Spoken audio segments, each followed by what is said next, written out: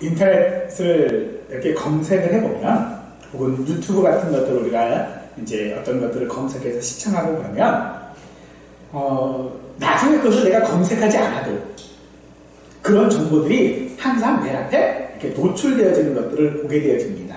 그런 것들을 우리가 알고리즘이라고 이야기를 하는데요. 어느 면에서 이런 것들은 참 편리해요. 내가 검색하지 않아도 되니까. 하지만 사실은 점점 그런 알고리즘 속에서 내가 벗어나지 못하도록 하는 데에 또한 이 알고리즘의 어떤 약점이 있겠죠. 그래서 이런 알고리즘을 생각해 보면 참 소름 끼칠 정도로 너무나도 나를 잘 알고 있어요. 마치 이 알고리즘은 하나님처럼 우리의 가장 어떤 깊은 두려움들, 어떤 욕망들, 그런 것들을 다 알고 있는 것처럼 보입니다. 하지만 이 알고리즘은 그렇게 나를 잘 알고 있으면서도 사실 나를 올바른 길로 인도하지는 않습니다. 내가 우울증에 빠져 있으면 점점 그 우울증에 빠지게 만들고요. 내가 어떤 악한 것에 빠져 있으면 점점 그것을 더 악한 곳으로 나를 인도하는 역할만 하지 나를 올바른 곳으로 인도하지는 않는다는 거죠. 반면에 하나님도 우리를 너무나도 잘 알고 계시는 분이시지요.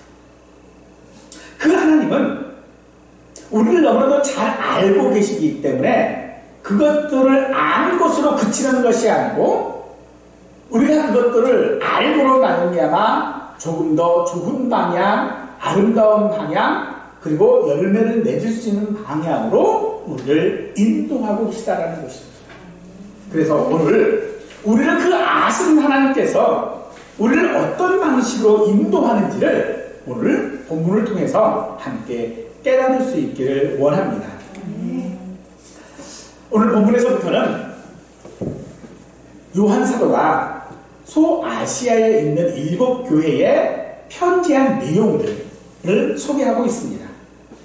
그런데 이 소아시아 지역의 교회가 그럼 이 7개만 있었는가? 사실 그건 아닙니다. 그 중에 첫 번째 교회가 에베소 교회인데 이 에베소라고 하는 지역은 소아시아로 들어가는 관문 도시였고요. 항구 도시이며 거기에 로마 행정의 중심지였습니다. 또 이곳에는요. 여신 아르테미스라고 하는 여신의 신전이 있었고요. 그리고 로마 황제의 신전이 있는 지역인데 이 로마 황제의 신전은 아무 지역이나 이렇게 세우고 싶어서 세울 수 있는 게 아니에요. 항상 로마 황제가 허락을 해줘야 돼요. 근데 어떤 곳이에 허락을 해주냐 그러면 가장 중심이 되는 지역, 그리고 로마에 가장 충성하고 있는 지역, 그런 지역에 허락하는 것이 바로 이 로마 황제의 신전이라고 할 수 있겠지요. 또 아르테미 이 신전은 축구장 7개가 들어갈 수 있는 크기예요. 엄청난 크기입니다. 그래서 어떤 사람은 어떻게 이렇게 큰 건축물이 있을 수 있을까라고 해서 7대 미스테리라고도 이야기를 하고 있는 그런 대표적인 신전입니다. 그런 곳에 있었던 에베소 교회, 그 에베소 교회는 믿음을 지키려고 참 무더기도 노력했던 그런 교회입니다. 그들은 악한 자들을 용납하지 않았고요. 거짓된 것들을 드러내고 있었습니다. 그런 교회인데 그런 교회가 상황은 좋지 않습니다. 그들의 수고와 인내에도 불구하고 그들은 책망을 하는데 바로 처음 사랑을 버렸기 때문입니다.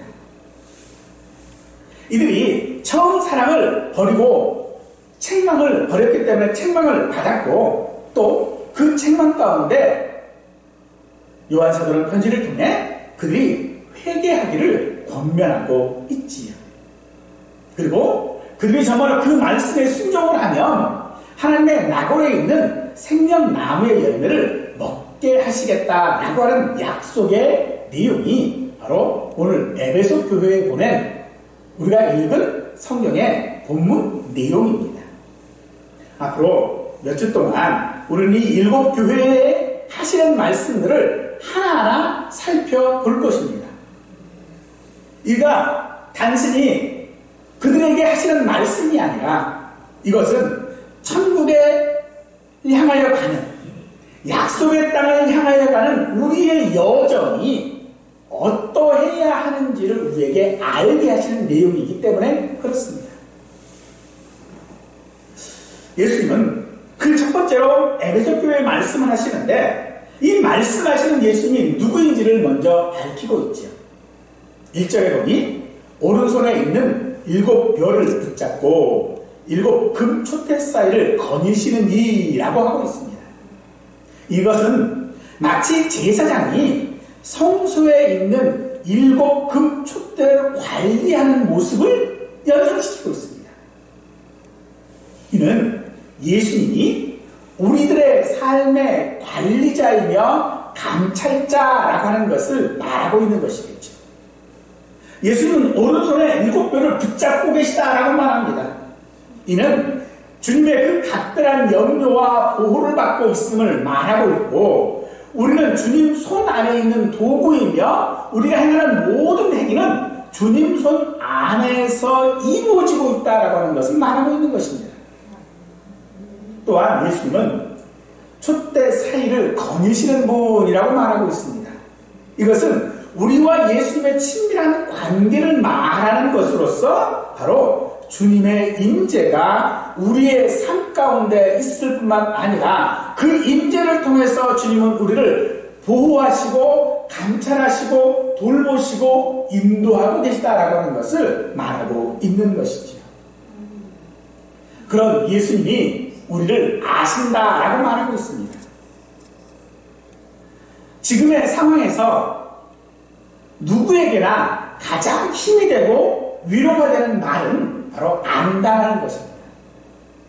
나를 정확하게 감찰하고 알아준다는 것은 어느 면에서 우리에게 위로가 되어지는 것이기도 하지만 사실 우리에게 누군가가 나를 안다라고 하는 것은요 위로보다는 오히려 두려움이 앞섭니다.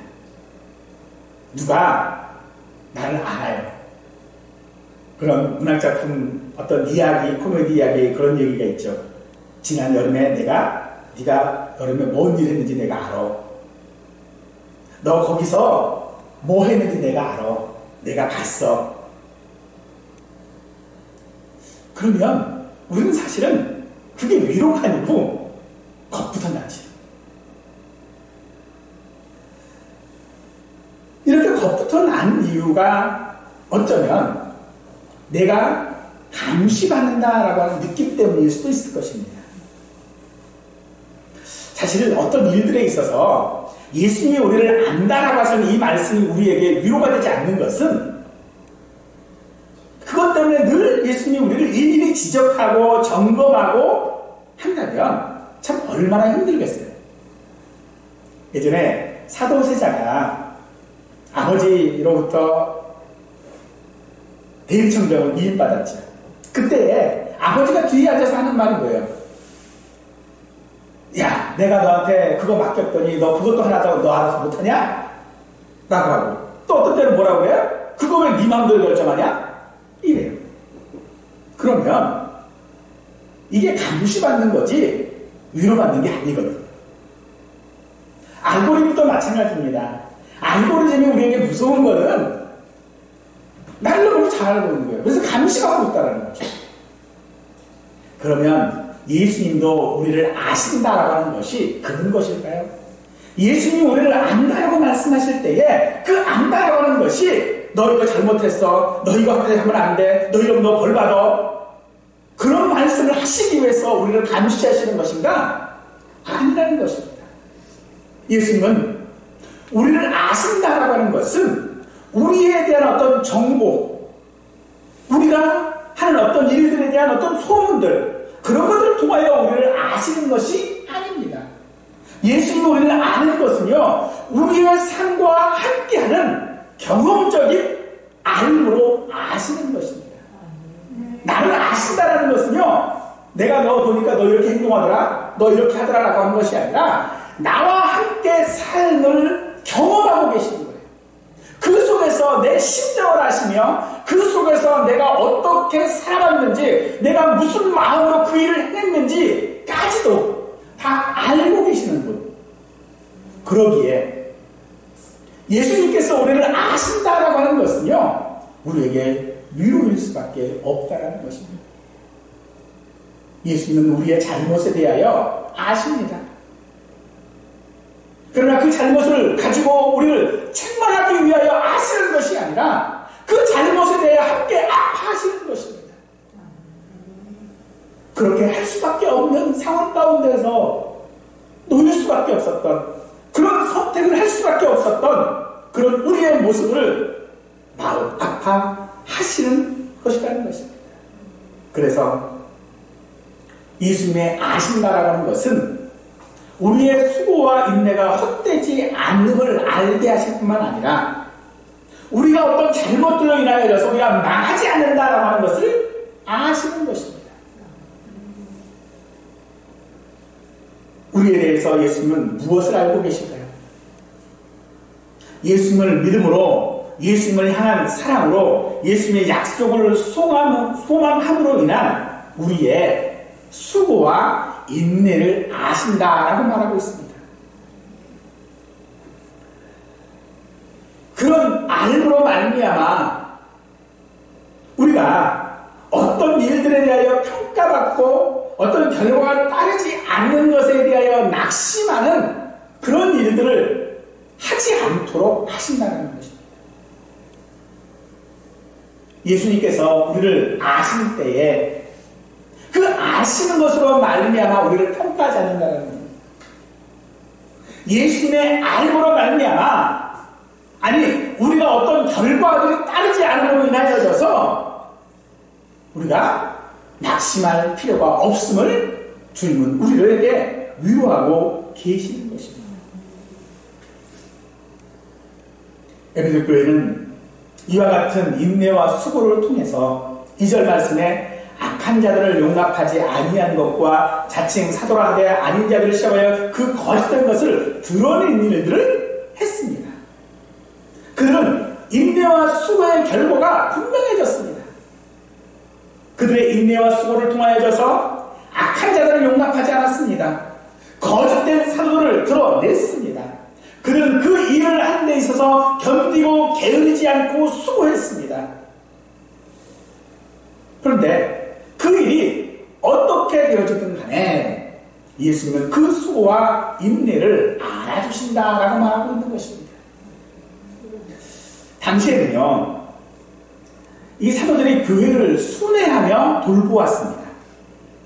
그래서 초기 기독교에서는 손대접을 굉장히 중요시 했던 것이죠. 하지만 이 순회 사역자들 중에는요, 잘못된 교리와 도덕적 흠결과 사리사욕에 빠진 자들도 있었습니다. 말은 달콤한데 그 말에 대해 책임지지 않고 그저 말을 내뱉을 뿐인 자들, 그렇게 다니는 사람들이 많았습니다. 분명 그들은 교회에 어떤 도움도 되지 않았을 것입니다. 바울은 그런 이들과 비교될까 조심했고, 그래서 그는 자비량으로 사역을 통하여 자신의 삶을 책임지는 모습들을 보였던 것이죠.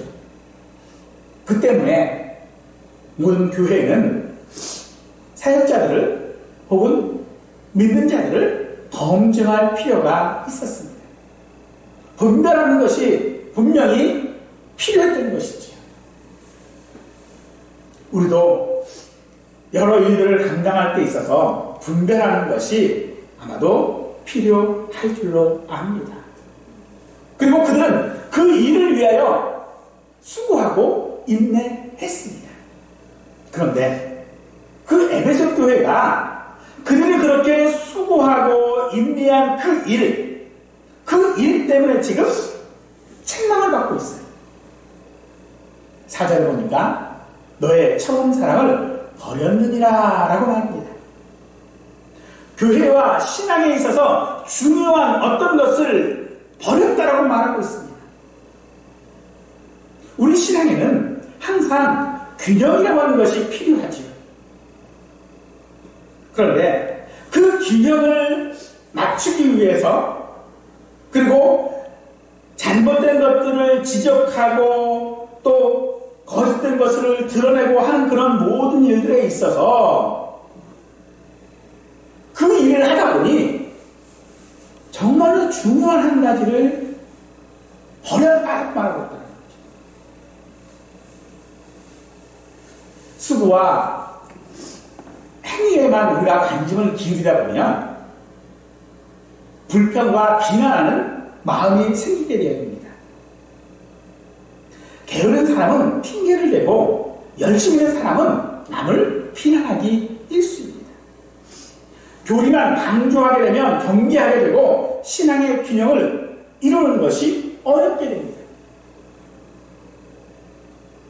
그런데 그런 모든 것들에 있어서 균형을 맞출 수 있고 올바르게 해 나갈 수 있는 중요한 한 가지, 그것은 사랑이라고 말하는 것이죠. 그런데 에베소 교회는 그 처음 사랑을 버렸다라고 말하고 있습니다. 처음 사랑이라고 하는 것은 우리가 흔히 이야기하는 첫사랑을 말하는 게 아닙니다.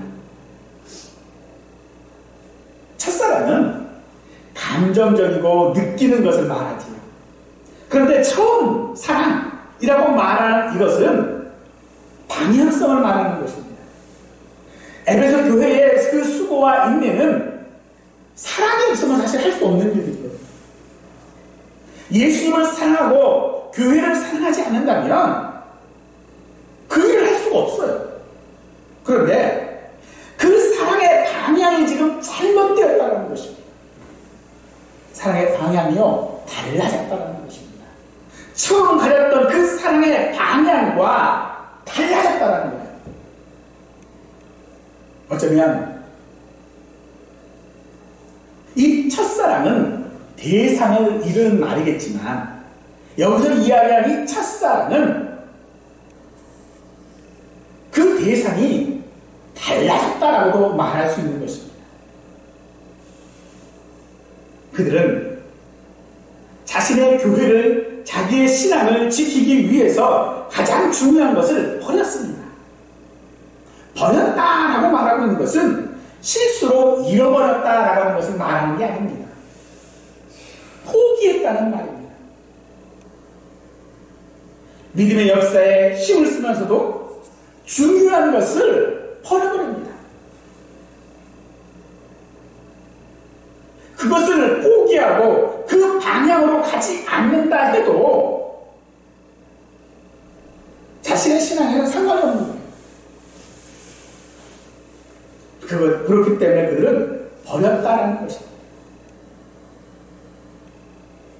수고와 인내가 있는 것은 분명했지만 그 수고와 인내가 대상이 달라져 버렸어요. 이유가 달라진 거예요. 그래서 이 포기했다, 버렸다라고 하는 것은 선택한 겁니다. 마치 내가 어느 방향을 위하여, 그 방향을 잡기 위하여 나침판을 사용을 했는데 그 나침판을 버려버리고 다른 것으로 기준 삼아 방향을 잡는 거예요.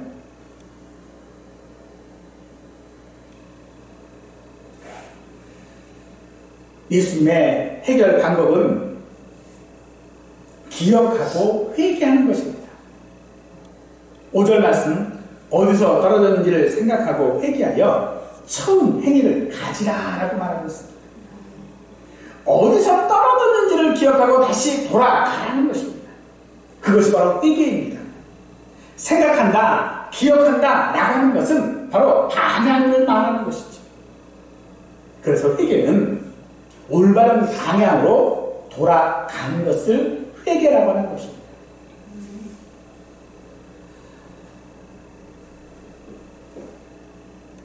그런데 처음 말씀하는 처음 사랑이라고 이야기를 하다가 오전에 와서는 처음 행위라고 말하고 있죠. 그럼 이 처음 행위가 무엇일까요? 이것은 바로 미워하는 것입니다. 하나님과 참된 교제를 방해하는 모든 것들을 미워하는 것, 그것이 에베소 교회가 가졌던 처음 사랑이었다는 것입니다. 에베소 교회는요, 니골라 당의 행위를 미워했습니다. 이 헬라어의 니골라라고 하는 말은 히브리어의 발람이라고 하는 말과 같은 말입니다.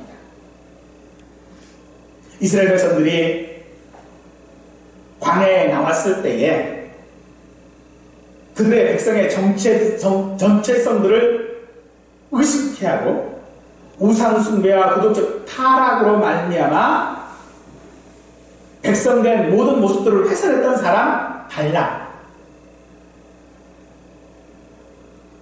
그 발람과 같은 것이죠. 또 이 니골라는 7 집사 중 한 사람이기도 했습니다. 근데 그가 니골라당을 만들었는지는 알 수 없습니다.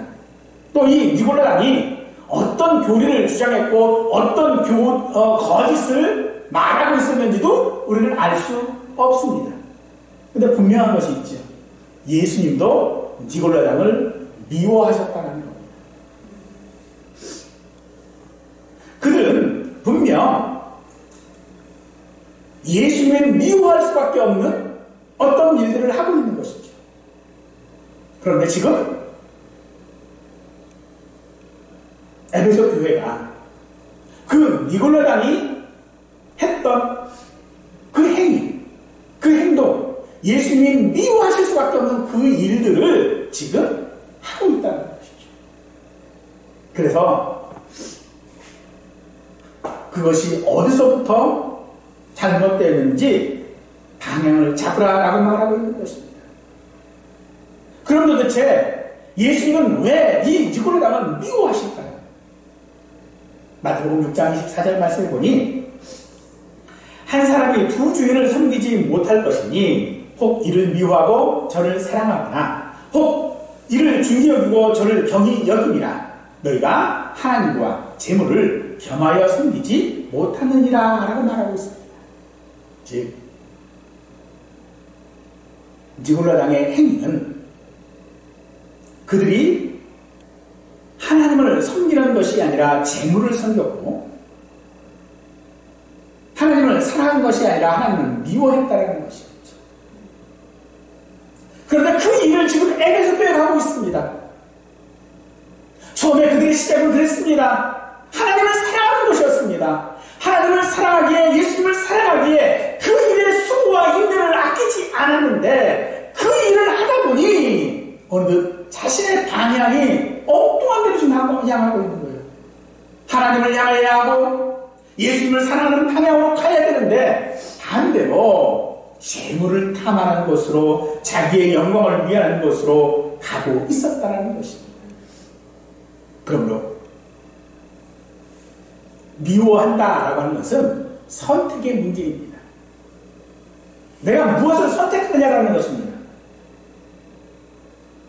내가 예수님을 선택하면, 예수님을 사랑하면 세상은 미워할 수밖에 없는 것이죠. 예수님은 50%, 세상도 50% 균형을 맞추는 게 아닙니다. 예수님은 90%, 세상은 10% 분배하는 것이 아닙니다. 예수님은 우리에게 100%를 요구하고 계시는 것입니다. 100%가 아닌 것은요, 예수님을 미워하는 것입니다. 사랑하는 성도 여러분, 오늘 우리의 믿음은, 우리의 신앙은 방향이 중요합니다. 속도가 아닙니다. 양이 아니라 질이어야 합니다. 결과가 아니라 과정이어야 합니다. 만약 우리가 그런 방향들을 잘못하면 예수님은 우리에게서 촛대를 옮기시겠다라고 말씀하고 계십니다. 촛대가 무엇입니까? 촛대는요, 하나님의 임재를 상징하는 것입니다. 요한사도는 그런 에베소 교회를 향하여 뼈아픈 지적을 하고 있는 것이죠. 너희가 지금 방향이 틀렸다. 빨리 방향을 돌려라. 이 진단은 오늘 우리에게 하시는 진단인 줄 믿으시기 바랍니다. 우리는 언제나 결과만을 향하여 달려왔습니다. 결과가 없으면 아무것도 아니고 결국 실패로 다 간주하는 삶 가운데 살고 있습니다. 또 반면에 사람들로부터 인정은 받았지만 무엇인가 공허합니다. 뭐로 가도 서울만 가면 된다고 해서 우리가 이 땅에서의 삶이 어떠하든 간에 상관없이 그저 천국만 가면 되는 것입니까?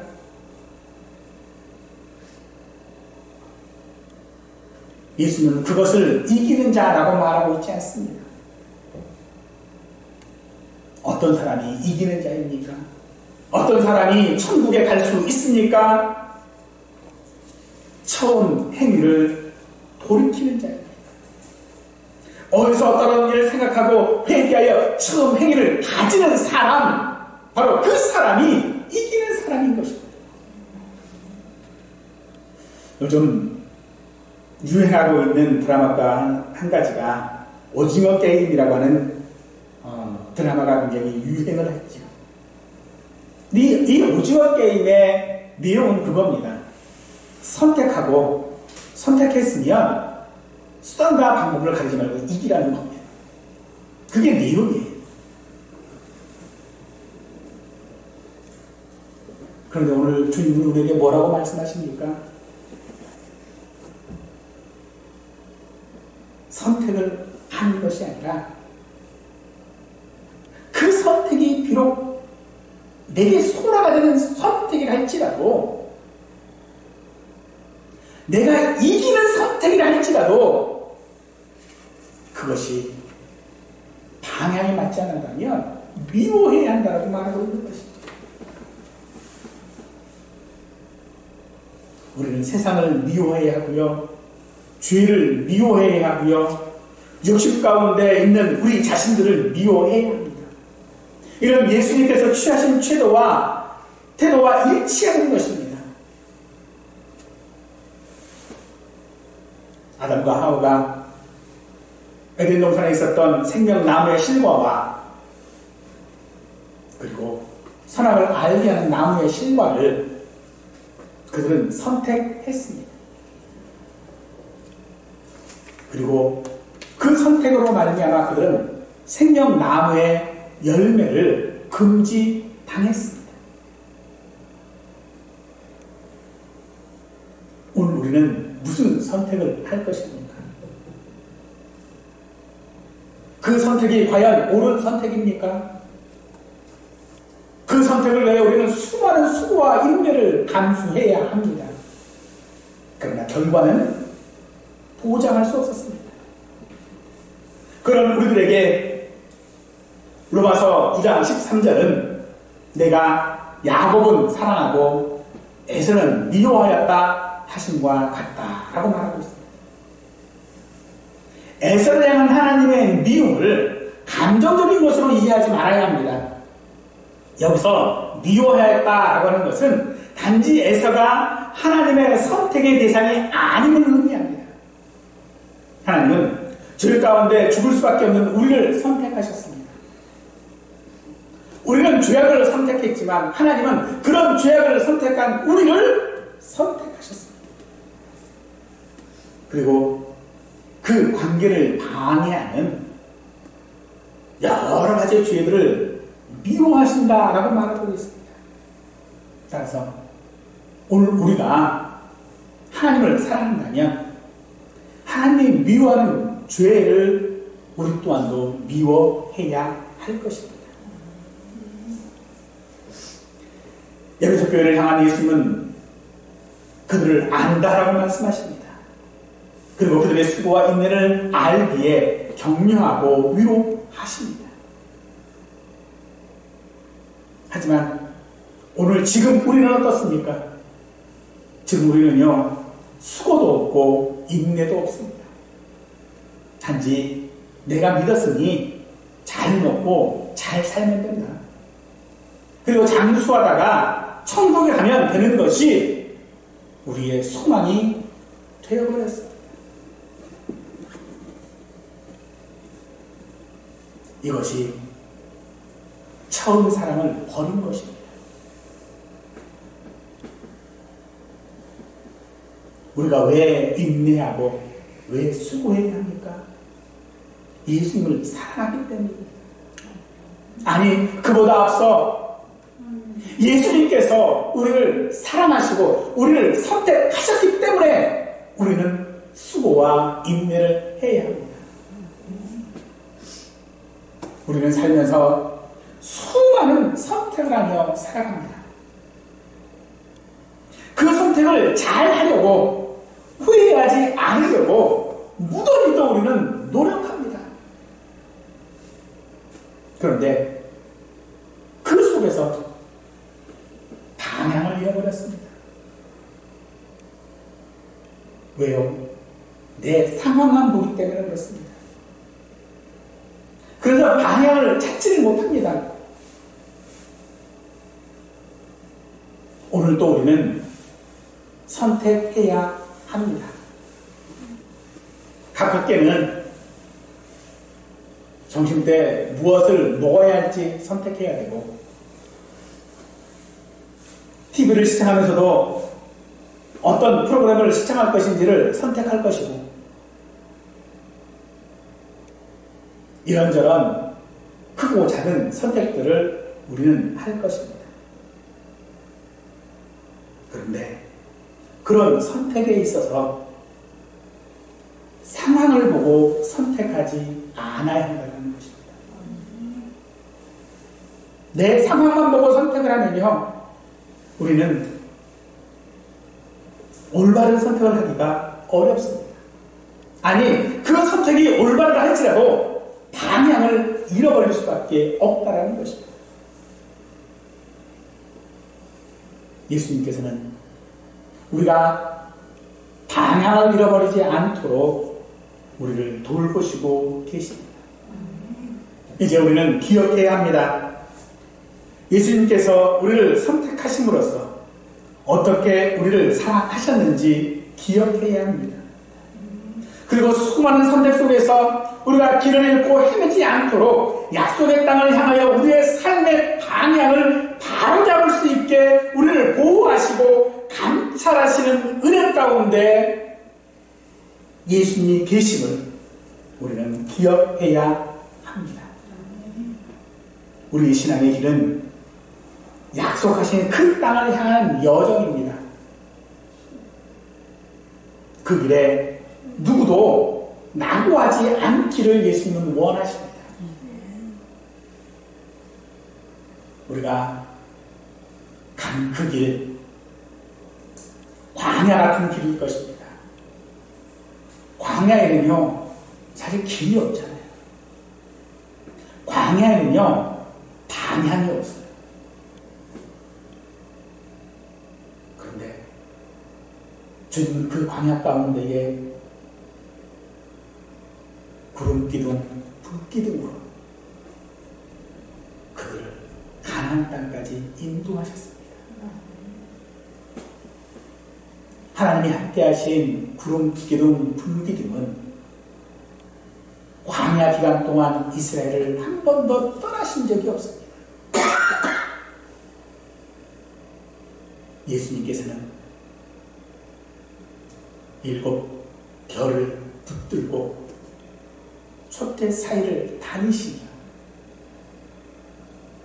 우리가 올바른 선택을 하지 못했다 할지라도 우리가 방향을 잃지 않게 하시는 분, 그 은혜가 저와 우리 모든 성도들에게 임하기를 간절히 축원합니다.